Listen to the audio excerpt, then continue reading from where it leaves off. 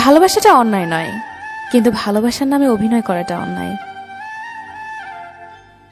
ভালোবাসা পাওয়ার ভাগ্য সবার থাকে না, হয়তো আমার ভাগ্যেও নেই।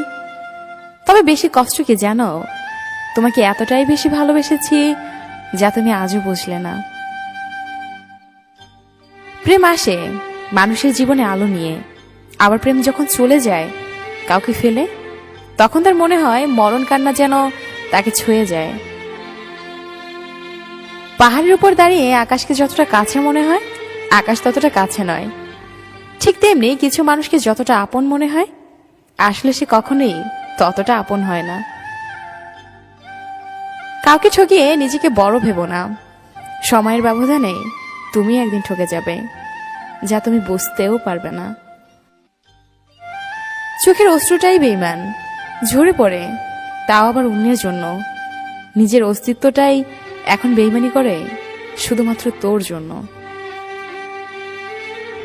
কাগজের নৌকাটা না হয় খেলনা, কিন্তু তোর দেখানো স্বপ্নগুলো কি ফেলনা? সত্যিকারের ভালোবাসার মানুষগুলো খুব বড় রকমের বেহায়া হয়, শত অবহেলা আর লাঞ্ছনা পেয়েও তার কাছেই পড়ে থাকে। নিজের স্বার্থের জন্য অন্যের সাজানো স্বপ্নগুলোকে ভেঙো না।